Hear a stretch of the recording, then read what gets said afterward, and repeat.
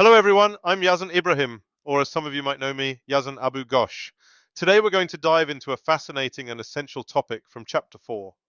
Part B, Business Resilience 4.16, Disaster Recovery Plans. If you are a seasoned auditor or just curious to understand how information systems into business environments, you've come to the right place. Let's begin. Disaster Recovery Planning, the narrative. Let's take a journey into the world of disaster recovery planning, DRP, where technology and business continuity meet in a delicate balance to overcome unexpected challenges. Think of it as constructing a safety net to catch your organization when the unexpected strikes, a fire in the server room, a network outage, or even a disaster like an earthquake. Disaster recovery planning is not just an IT project, it's an essential lifeline for modern organizations. The big picture, disaster recovery planning, DRP. At its heart, disaster recovery planning is a critical piece of an organization's internal control system. Its primary goal, ensuring uninterrupted operations and IT availability in the face of disasters. Whether an organization is recovering a crashed server, restoring lost data, or re-establishing access to core systems, disaster recovery planning lays the groundwork for survival during crises.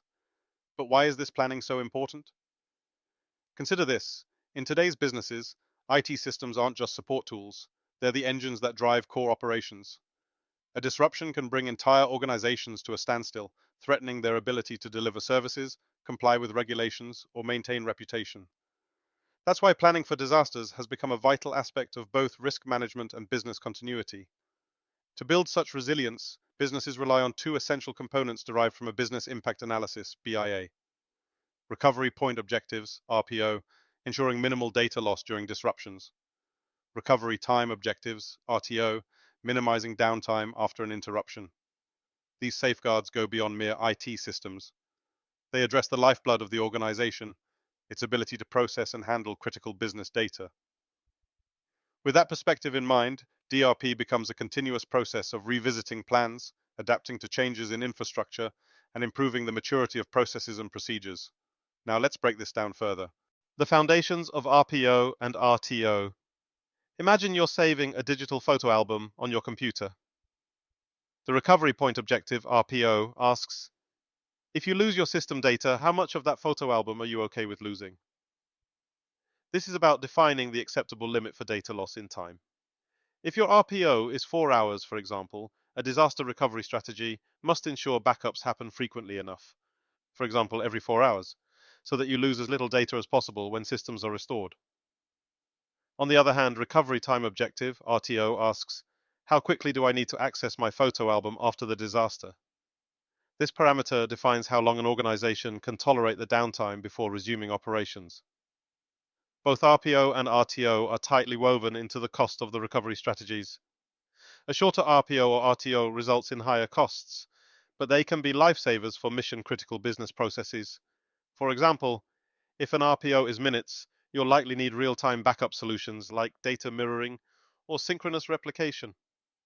If an RTO is minutes, you may require a hot site, a fully equipped backup facility that can resume operations almost immediately.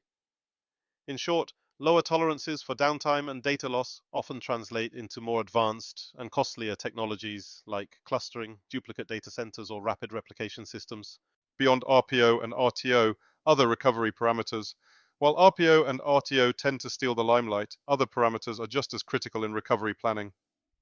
Interruption window, the absolute maximum time the organization can allow between a disruption and restoration of critical services. Service Delivery Objective, SDO. This defines the acceptable level of service during a recovery period. For instance, during partial recovery, an e-commerce platform might only offer browse options but disable checkouts temporarily. Maximum Tolerable Outage, MTO. The tipping point, how long a business can survive without restoring full operations before irreparable damage occurs. Recovery strategies, different paths to restoration. Disaster recovery isn't a one-size-fits-all solution.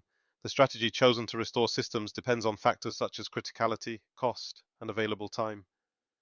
Key strategies include 1. Hot sites. A hot site is the hero of quick recoveries, a fully configured and operational facility designed for immediate use. It minimizes downtime but demands heavy investment. Imagine a backup office with desks, functional servers, and up-to-date workstations ready for use. 2. Warm sites. Less expensive than hot sites, warm sites have essential IT infrastructure pre-installed, but may require setup and data restoration before they are functional. Think of a partially prepared airplane requiring some work before takeoff. 3. Cold sites. These are cost-effective but slower to activate. A cold site is essentially an empty office space with basic infrastructure. Companies must bring in all necessary hardware, software, and equipment. It's like building a campsite from scratch. 4. Mobile sites, modular and transportable facilities packed into vehicles. Mobile sites can be delivered wherever needed. These are particularly useful for organizations with unpredictable geographical needs. 5. Mirrored sites. The ultimate in redundancy, mirrored sites are running in parallel with live production environments. They maintain real-time data replication and can seamlessly take over operations without noticeable delays. 6. Reciprocal agreements. Sometimes businesses form partnerships to share resources in the event of a disaster.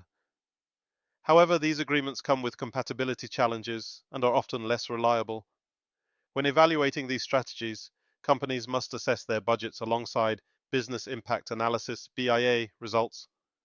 For instance, a high-cost mirrored site might not make sense for a business with non-critical functions, but it could be mission-critical for financial services.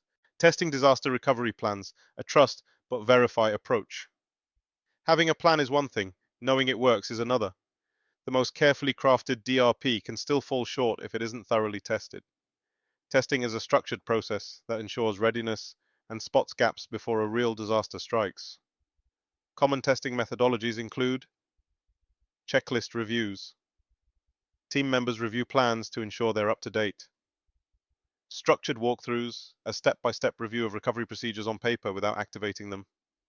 Simulation tests, disaster scenarios are role-played, yet recovery sites remain unused.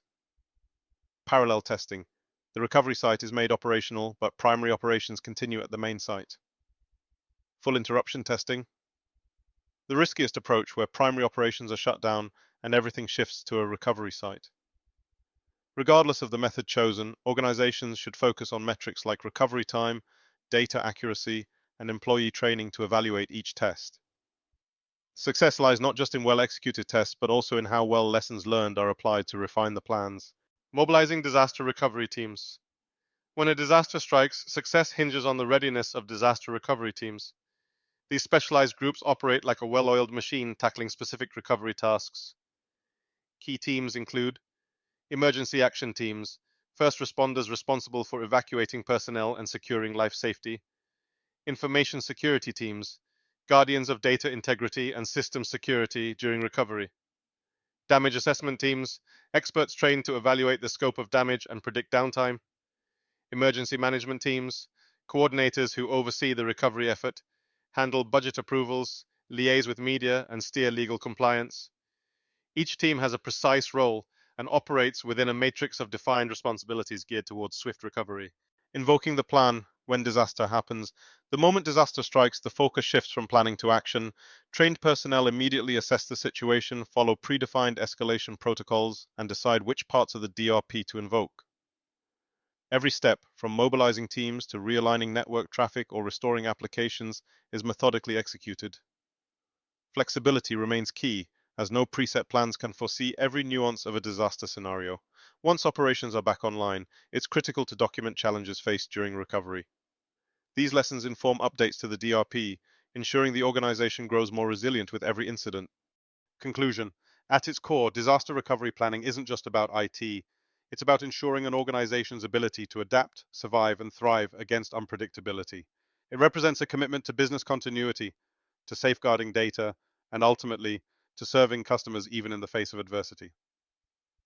From understanding RPOs and choosing recovery strategies to performing stress tests and forming specialized teams, DRP is a meticulous dance of preparation. But in that preparation lies the ultimate confidence that, no matter what, the organization is ready to rise again. Thank you for watching, and as always, continue learning, stay curious, and we'll see you next video.